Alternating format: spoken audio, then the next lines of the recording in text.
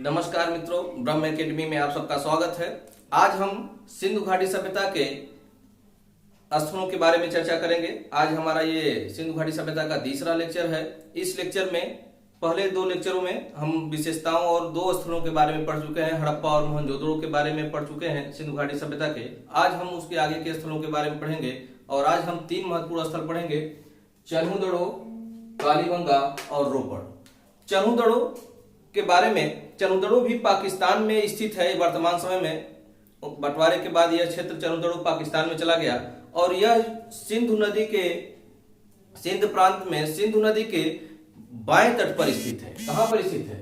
सिंधु नदी के बाएं तट पर स्थित है, पाकिस्तान के सिंध प्रांत में। अगर आप स्क्रीनशॉट लेना चाहते हैं तो ले सकते हैं।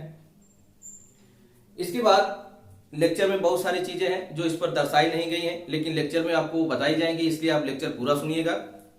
देखिए आगे क्या है। चन्हुदड़ो की खोज एमजी मजुमदार ने किया था। किसने किया था? एमजी मजुमदार ने 1930 से 31 ईस्वी में चन्हुदड़ो की खुदाई हुई थी। एमजी मजुमदार ने इसकी खोज की थी। सिंधु घाटी सभ्यता के जो भी स्थल हैं, जो भी प्रमाण हैं, उन स्थलों के सब पुरातात्विक खुदाई से मिले हैं। वहां से जो साक्ष्य एविडेंस मिला है उसी के आधार पर हम अनुमान लगाते हैं कि यहाँ पर ऐसी व्यवस्था रही होगी।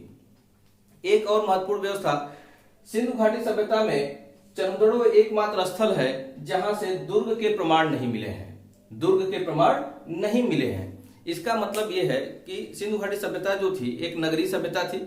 नगरीय सभ्यता का मतलब यह है कि जो भी नगरों, जो विकसित नगर होते हैं, वहां जो कॉलोनियां बनती हैं वो एक बाउंड्री के अंदर होते हैं, उसी सुरक्षा के दृष्टिकोण से। इसी तरीके से सिंधु घाटी सभ्यता नगरीय सभ्यता थी, इसलिए उसके जितने भी स्थल मिले हैं, वहां नगर जो मिले हैं, उसकी कॉलोनी जो है बाउंड्री के अंदर हुआ करती थी, एक सुरक्षा घेरे में हुआ करती थी, प्राचीर में हुआ करती थी। लेकिन चन्हुदड़ो एकमात्र स्थल है जहां पर किसी भी प्रकार की किसी बाउंड्री का साक्ष्य नहीं मिला है।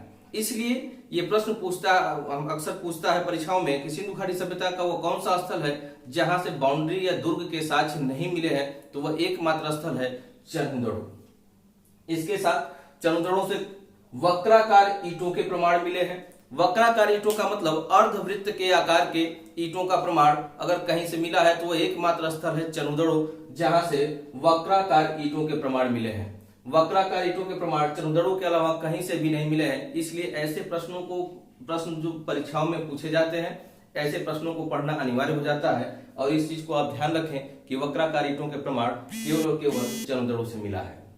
इसके बाद मनके का कारखाने का प्रमाण, मनके का कारखाना भी चन्हुदड़ो से मिला है। चन्हुदड़ो से मनके का कारखाना, इसका मतलब यह है कि यहाँ के जो लोग थे वो एक कुशल कारीगर थे, और कारीगर होने के नाते मनका का मतलब होता है गुड़िया, छोटी छोटी जो गुड़िया होती है जिससे मालाएं गूंथ कर लोग मालाएं बनाया करते हैं, जैसे तांबे का, सेलखड़ी की, जो सेलखड़ी का मुलायम पत्थर होता था उससे, कांसे का, इन सबको छोटा छोटा गुड़ियों के रूप में काटकर मालाएं बनाई जाती हैं, जिनको मालाओं को लोग पहनते थे। पहले भी पहनते थे, आज भी हम पहनते हैं। उस समय भी ये सभ्यता, ये संस्कृति, ये प्रचलन में था, आज भी प्रचलन में है। तो मनके का कारखाने का प्रमाण अगर कहीं से मिलता है तो चन्हुदड़ो से मिलता है। इसके अलावा एक स्थल और है जो हम आपको आगे बताएंगे, लोथल, वहां से भी मनके का कारखाने का प्रमाण मिला है। तो ये मनके का कारखाना दो जगह से मिला है, चन्हुदड़ो और लोथल से भी मिला है। तो आगे के लेक्चर में लोथल की जब चर्चा करेंगे तो वहां भी इस चीज को बताएंगे। इसके बाद सिंधु घाटी सभ्यता के चन्हुदड़ो में सौंदर्य प्रसाधन, अर्थात यहाँ के जो लोग थे वो सौंदर्य प्रसाधन के लिए भी जाने जाते हैं। मतलब अपने सौंदर्य प्रसाधन, अपनी सुंदरता को बढ़ाने के लिए पाउडर, लिपस्टिक, इन सब चीजों का प्रयोग करते थे। तो लिपस्टिक का साक्ष्य हमको अगर कहीं से मिला है तो वो केवल चन्हुदड़ो से मिला है। चन्हुदड़ो से लिपस्टिक का प्रमाण मिला है। महिलाएं अक्सर लिपस्टिक का प्रयोग करती हैं, आपने देखा होगा। वर्तमान समय में भी लिपस्टिक का कितना जबरदस्त प्रचलन है। उसी तरीके से सिंधु घाटी सभ्यता के लोग भी लिपस्टिक का प्रयोग करते थे। सोचने में आश्चर्य होता है कि आज से 5000 साल पहले एक ऐसी सभ्यता भारत में रही है जो हमारी वर्तमान सभ्यता से मेल खाती है। लिपस्टिक उस समय भी लगाया जाता था, इस समय भी लगाया जाता है। आश्चर्य की बात है। इसके साथ साथ चन्हुदड़ो से एक ईंट पर बिल्ली का पीछा करते हुए कुत्ते के पैरों के निशान का भी साक्ष्य मिला है। तो ये परीक्षा में पूछा जाता है कि सिंधु घाटी सभ्यता का वो कौन सा स्थल है जहां पर बिल्ली का पीछा करते हुए कुत्ते के पैर के निशान मिले हुए हैं तो वह केवल स्थल चंद्रद्रोह है आपका। तो बिल्ली का पीछा करते हुए कुत्ते के पैरों का निशान केवल और केवल चंद्रद्रोह से मिले हुए हैं। चंद्रद्रोह आपको बता दें, हड़प्पा, मोहनजोदड़ो और चंद्रद्रोह ये 3 प्रमुख स्थल हैं जो पाकिस्तान में स्थित हैं। प्रश्न ये पूछा जाता है कि सिंधु घाटी सभ्यता के सर्वाधिक स्थल कहाँ पे पाए गए हैं। तो सिंधु घाटी सभ्यता के सर्वाधिक स्थल किस देश में पाए गए? अगर ऐसा प्रश्न पूछा जाएगा तो भारत होगा। सिंधु घाटी सभ्यता के सर्वाधिक स्थल कहाँ होगा? देश में, भारत में है। इसके अलावा जो है प्रश्न अगर ये पूछा जाए कि भारत में सिंधु घाटी सभ्यता के सर्वाधिक स्थल कहाँ से मिले हैं, तो सर्वाधिक स्थल गुजरात राज्य से मिले हैं। कहाँ से मिले हैं? गुजरात राज्य से मिले हैं। तो 2 प्रश्न काफी इंपॉर्टेंट है कि सिंधु घाटी सभ्यता के सर्वाधिक स्थल किस देश से मिले हैं? भारत में मिले हैं। सिंधु घाटी सभ्यता के भारत में सिंधु घाटी सभ्यता के सर्वाधिक स्थल किस राज्य में मिले हैं? तो गुजरात राज्य में मिले हैं। ये 2 प्रश्न इंपॉर्टेंट है, इसको ध्यान में रखिएगा। इसके बाद हम दूसरे स्थल की तरफ बढ़ते हैं जिसका नाम है कालीबंगा। कालीबंगा कालीबंगा भी अपने आप में काफी महत्वपूर्ण है। अब हम भारतीय स्थलों की चर्चा करेंगे। कालीबंगा भारत में राजस्थान में स्थित है। कहाँ स्थित है? भारत में राजस्थान में स्थित है। राजस्थान के गंगानगर जिले में कालीबंगा स्थान है। वो जब इसकी खुदाई की गई तो यहाँ यह जो कालीबंगा स्थान है यह घग्गर नदी के किनारे स्थित है। किस नदी के किनारे स्थित है? घग्गर नदी के किनारे स्थित है। ये प्रश्न काफी इंपॉर्टेंट है, कई बार परीक्षाओं में पूछा गया है कि कालीबंगा किस नदी के किनारे स्थित है? तो घग्गर नदी के किनारे स्थित है। राजस्थान के किस जिले में स्थित है? तो गंगानगर जिले में स्थित है। कालीबंगा एकमात्र ऐसा स्थल है जहां पर भूकंप के प्राचीनतम साक्ष्य मिले हैं। भूकंप के प्राचीनतम साक्ष्य सिर्फ और सिर्फ कालीबंगा से मिले हैं। आपसे प्रश्न पूछ सकता है कि सिंधु घाट भूकंप के प्राचीनतम साक्ष्य हमें कहां से प्राप्त होते हैं, किस स्थल से प्राप्त होते हैं सिंधु घाटी सभ्यता के? तो वो प्राचीनतम साक्ष्य हमको कालीबंगा से मिलते हैं। कहां से मिलते हैं?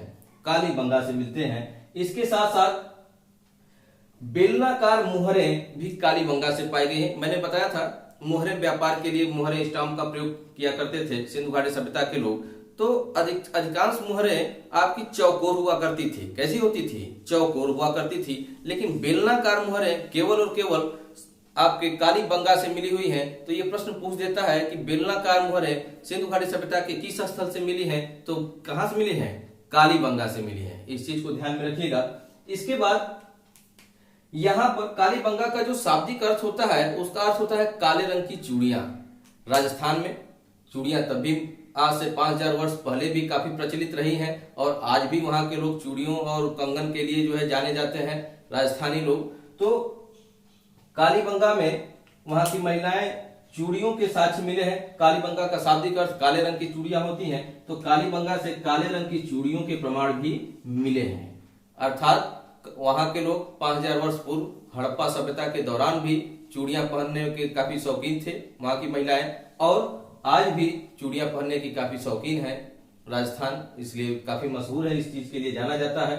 तो इस तरीके से कालीबंगा का सबसे आसान तरीका, कालीबंगा का जो शाब्दिक अर्थ है उसका अर्थ ही होता है काले रंग की चूड़ियां, और काले रंग की चूड़ियां पूछेगा कहां से पाए गए हैं? तो कालीबंगा से पाए गए हैं। इसके बाद कालीबंगा में हवन कुंड तथा अग्निकुंड के प्रमाण मिले हैं। हवन कुंड तथा अग्निकुंड के प्रमाण, अर्थात वहां पर पूजा पाठ और वेदियों के प्रमाण जो मिले हुए हैं, यह दर्शाता है कि जो हमारी आगे की संस्कृति, दूसरी प्राचीन सभ्यता जिसे हम वैदिक सभ्यता कहते हैं, उसमें जो चीजें मिली हुई हैं, हवन यज्ञ, इस तरह की जो चीजें हैं, कहीं ना कहीं हम आप देख रहे हैं कि जो हमारी सिंधु घाटी सभ्यता है, प्राचीनतम सभ्यता, वहां में भी इस चीज का प्रचलन था। अर्थात हमारे हिंदू सभ्यता के जो भी बहुत सारी चीजें हैं जो सिंधु घाटी सभ्यता से प्रचलन में चली आ रही हैं, जो आज तक हो रही हैं। आपको ज्ञात है कि हड़प्पा के नौशेरा नामक स्थान से एक महिला के सिंदूर लगाने का प्रमाण भी मिला हुआ है हड़प्पा स्थल से, जो आज भी हमारे हिंदू सभ्यता में सिंदूर लगाने का प्रचलन होता चला रहा है। इसका मतलब हमारे हिंदू सभ्यता का जो अस्तित्व है 5000 साल पहले भी उसका अस्तित्व देखने को मिला था, और जो परंपरा 5000 साल पहले थी वो आज भी देखने को मिल रही है। ये बड़े ही आश्चर्य की बात है। ऐसी सभ्यता या ऐसी चीजें विश्व के किसी अन्य सभ्यता में नहीं देखी गई हैं। तो हवन कुंड तथा अग्निकुंड के प्रमाण भी, इसका मतलब यहाँ पर यज्ञ और ये सब कार्य होते थे इसे अर्थ निकलता है कि यहाँ पर यज्ञ कार्य भी होता था, इसमें यज्ञ में भी लोग विश्वास रखते थे। तो इस तरीके का साक्ष्य अगर कहीं से मिला है तो कालीबंगा से मिला है। इसके बाद सबसे मोस्ट इंपॉर्टेंट इसमें प्रश्न आता है जुते हुए खेत के प्रमाण। जुते हुए खेत के प्रमाण सिंधु घाटी सभ्यता में कालीबंगा नामक स्थान से मिला हुआ है। अर्थात यहाँ से जोते हुए खेत का प्रमाण का मतलब कि यहाँ के जो जुते हुए खेत का प्रमाण जो दर्शाया गया है, पूरब से पश्चिम और उत्तर से दक्षिण की तरह यहाँ खेतों की जुताई के प्रमाण मिले हैं, हल चलाने का प्रमाण मिला है। और ये इस तरीके से चले हैं कि पूरब पश्चिम उत्तर दक्षिण में एक जालीदार नुमा जुताई का प्रमाण यहाँ साक्ष्य मिलता है। इसका मतलब ये है, और यहाँ पर एक साथ दो फसलों के उगाने का भी प्रमाण कालीबंगा से मिलता है। चना और सरसों के उगाने का प्रमाण यहाँ पर मिला हुआ है। और जालीदार जो ये जुताई है, आप देख रहे हैं खेतों को जो जोता गया है जालीदार तरीके से, वो प्रमाण आज भी देखने को मिलता है। राजस्थान, हरियाणा, पंजाब, उत्तर प्रदेश, पश्चिमी उत्तर प्रदेश में खेतों की जो जुताई और बुआई होती है वो सिंधु घाटी सभ्यता की इस परंपरा से मेल खाती है। जिस तरीके से जालीदार खेतों की जुताई करके सिंधु घाटी सभ्यता के लोग अपने यहाँ फसलों को उगाते थे, उसी तरीके से आज भी हम उस तरीके उसका प्रयोग करते हैं और उन फसलों को उगाते हैं। तो ये कहीं न कहीं हमारी प्राचीन विरासत है, जो इसका प्रयोग हम आज भी प्रचलन में करते हैं। 5000 साल पहले भी उतने विद्वान लोग और उतने अनुभवी लोग थे इस तरीके का प्रयोग करते थे, जिसका प्रयोग हम इस अपने आधुनिक सभ्यता में भी करते हैं। तो ये अपने आप में काफी महत्वपूर्ण है। जुते हुए खेत का जो प्रमाण है सिंधु घाटी सभ्यता में कालीबंगा से, ये प्राक हड़प्पा सभ्यता का है। देखिए, हड़प्पा सभ्यता में जब हम शुरुआती स्थल हड़प्पा और मोहनजोदड़ो की बात करते हैं तो वहां पर गांव का साक्ष्य नहीं मिलता है। कि कोई भी सभ्यता विकसित होती है तो वो धीरे धीरे विकसित होती है।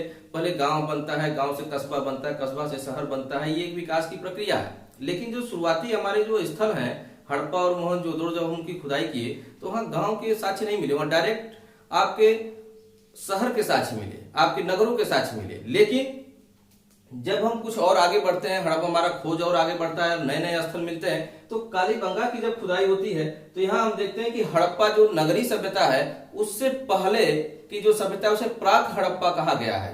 प्राक हड़प्पा का मतलब हड़प्पा सभ्यता से पहले की सभ्यता जो एक ग्रामीण सभ्यता थी, और उस ग्रामीण सभ्यता के विकास से बाद में हड़प्पा सभ्यता बनी।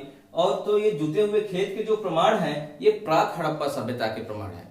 मतलब ग्रामीण सभ्यता, ग्रामीण कृषि कहाँ होती है, कृषि ग्रामीण सभ्यता की अर्थव्यवस्था का आधार है। तो ये जो कृषि कार्य का जो साक्ष्य मिला हुआ है ये बता रहा है कि ये जुते हुए खेत के जो प्रमाण है ये हड़प्पा के पहले के हैं, मतलब नगर बनने से पहले के, अर्थात ग्रामीण अवस्था के हैं। मतलब यहाँ से सिद्ध होता है कि हड़प्पा एक विकसित प्रक्रिया है, एक विकास की प्रक्रिया के दौरान जो है सिंधु घाटी सभ्यता का विकास हुआ था, न कि डायरेक्ट नगर हुए थे। डायरेक्ट अगर हम नगर मानते तो ये होता कि ये कहीं से और से उठकर भारत में आए थे, ये हो जाता, इस पर लोग डिबेट करते। लेकिन जब हम यहाँ से साक्ष्य मिला कि नहीं धीरे धीरे विकास हुआ नगरों का, तो ये तय हो गया कि नहीं सिंधु घाटी सभ्यता कहीं और से नहीं आकर भारत में बसी थी, बल्कि ये भारत की ही मूल सभ्यता थी।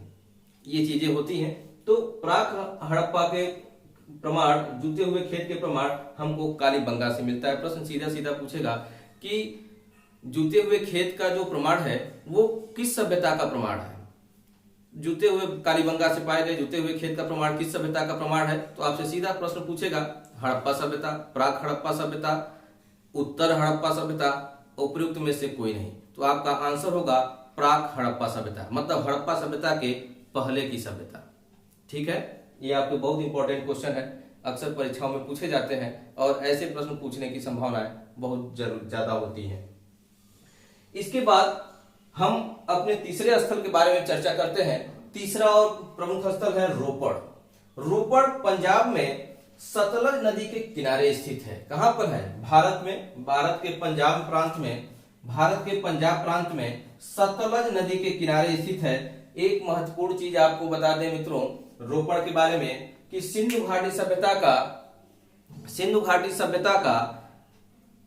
भारत की स्वतंत्रता के बाद खोजा गया पहला स्थल रोपड़ है। सिंधु घाटी सभ्यता का भारत की स्वतंत्रता के बाद खोजा गया पहला स्थल रोपड़ है। अगर आपसे प्रश्न पूछ दे कि सिंधु घाटी सभ्यता का भारत की स्वतंत्रता के बाद खोजा गया पहला स्थल कौन सा है, तो वो रोपड़ है। तो इस चीज को ध्यान रखिए। रोपड़ इसलिए भी जाना जाता है कि यह सिंधु घाटी सभ्यता के भारत की स्वतंत्रता के बाद 1947 के बाद खोजा गया पहला स्थल है। इसका खोज 1953-54 में हुई थी इसकी खोज। तो ये कहां पर स्थित है? तो भारत के पंजाब प्रांत में स्थित है। ऐसे प्रश्न पूछ सकता है। प्रश्न पूछेगा किस नदी के किनारे है? तो ये भी रोपड़ सतलज नदी के बाएं तट पर स्थित है। कहां पर स्थित है? सतलज नदी के बाएं तट पर स्थित है। इस चीज को याद रखिएगा, सतलज नदी के बाएं तट पर स्थित है। सतलज नदी के बाएं तट पर रोपड़ स्थित है। रोपड़ का वर्तमान समय में आधुनिक नाम रूपनगर है। इस चीज को ध्यान रखिए, आपसे प्रश्न सीधा सीधा पूछ देगा कि रोपड़ का आधुनिक नाम क्या है? तो रोपड़ का आधुनिक नाम इस समय रूपनगर है। क्या है? रूपनगर है। रोपड़ एकमात्र ऐसा स्थल है सिंधु घाटी सभ्यता का जहां पर मानव के साथ कुत्ते को दफनाने का प्रमाण मिला है। आपको ये जानकर काफी आश्चर्य होगा कि मानव के साथ कुत्ते को दफनाने का प्रमाण, आप जानते हैं कि मानव या इंसानों का सबसे पहला पालतू जानवर कुत्ता होता था और सबसे वफादार जानवर भी कुत्ते को माना जाता है। तो सिंधु घाटी सभ्यता में एक ऐसा स्थल भी मिला है रोपड़ जहां पर मानव के साथ कुत्ते को दफनाने का साक्ष्य मिला है। तो प्रश्न पूछ सकता है कि सिंधु घाटी सभ्यता का वो कौन सा स्थल है जहां पर मानव के साथ कुत्ते को दफनाने का साक्ष्य मिला है? अब आपके मन में प्रश्न विचार चल रहा होगा कि मानव के साथ कुत्ते को दफनाने का क्या चक्कर है। तो मानव के साथ कुत्ते को दफनाने का मतलब यह है कि उस समय के लोग ये मानते थे, पुनर्जन्म में विश्वास सिंधु घाटी सभ्यता के लोग भी किया करते थे कि लोगों का पुनर्जन्म होता है। आपसे पूछ सकता है कि सिंधु घाटी सभ्यता के लोग किस में विश्वास करते थे? तो पुनर्जन्म में आपका ऑप्शन रहेगा, तो उसमें पुनर्जन्म आपका सही होगा कि सिंधु घाटी सभ्यता के लोग पुनर्जन्म में विश्वास करते थे। इस उदाहरणों से ये पता चलता है कि इनके अंदर पुनर्जन्म की पढ़ा तो नहीं गया, लेकिन इन्हीं एविडेंसों से पता चलता है कि पुनर्जन्म में विश्वास रखते थे। उसका कारण यह है कि मानव अपने कुत्ते से भी बहुत प्रेम करता था। तो जब कोई व्यक्ति मर जाता था या उसका देहांत हो जाता था, तो देहांत के बाद उसके पालतू कुत्ते को भी उसके साथ मारकर दफना दिया जाता था, ताकि अगले जन्म में जब वो फिर से पुनर्जन्म की स्थिति आए, फिर से वो जब जन्म लेंगे तो उनके साथ ये कुत्ता भी जन्म लेगा और उनके साथ बना रहेगा। तो ये एक पुनर्जन्म की अवधारणा का पता चलता है यहाँ से। बाद में आप देखेंगे, आप लोगों को सोच रहे होंगे कि कुत्ते को मारकर दफना दिया जाता था, लेकिन बाद में इंसान धीरे धीरे इतना क्रूर होता चला गया कि वो कुत्ते को छोड़ दिया, अपने साथ महिलाओं को मारना शुरू कर दिया, जिससे सती प्रथा जैसी समस्या बाद में आ गई, हमारे समाज में कुप्रथा आ गई। तो ये चीजें हैं जो विकास के साथ साथ अनेक कुरीतियां भी आती रहती हैं और धीरे धीरे उनमें सुधार भी होते रहते हैं। तो आपसे ये उस चीज को छोड़िए, आगे के लेक्चरों में वो चीज हम बताएंगे कैसे जो है सती प्रथा कॉन्सेप्ट आता है। रोपड़ में सीधा सीधा प्रश्न पूछेगा कि मानव के साथ कुत्ते को दफनाने का प्रमाण किस सिंधु घाटी सभ्यता स्थल से मिला है? तो कहां से मिला है? रोपड़ से मिला है। एक प्रश्न और बनता है कि वह कौन सा स्थल है जहां से नवपाषाणिक स्थल की बात करता है, वह कौन सा नवपाषाणिक स्थल है जहां से मानव के साथ कुत्ते को दफनाने का साक्ष्य मिला हुआ है। तो नवपाषाणिक स्थल जब पूछेगा तब आपका आंसर बदल जाएगा, तब हो जाएगा आपका आंसर बुर्जहोम। क्या हो जाएगा? बुर्जहोम। बुर्जहोम एक नवपाषाणकालीन स्थल है जहां पर मानव के साथ कुत्ते को दफनाने का साक्ष्य मिला है। ये जम्मू कश्मीर राज्य में स्थित है बुर्जहोम, और वहां से भी मानव के साथ कुत्ते को दफनाने का साक्ष्य मिला है। तो यह एक नवपाषाणिक स्थल है। कौन सा स्थल है? नवपाषाणकालीन स्थल। नवपाषाणकालीन स्थल है। तो जब आपसे प्रश्न आएगा कि वह कौन सा नवपाषाणकालीन स्थल है जहां से मानव के साथ कुत्ते को दफनाने का साक्ष्य मिला है, तब आपका आंसर बुर्जहोम होगा, और ये जम्मू कश्मीर में है। और जब आपसे पूछेगा कि वह सिंधु घाटी सभ्यता का वह कौन सा स्थल है जहां से मानव के साथ कुत्ते को दफनाने का साक्ष्य मिला है, तो वो आपका रोपड़ हो जाएगा। तो इस तरीके से आज हमने चंदड़ो, कालीबंगा और रोपड़ के बारे में जानकारी ली। नेक्स्ट लेक्चर में इसके आगे के स्थलों के बारे में चर्चा करेंगे। तब तक के लिए नमस्कार, थैंक यू।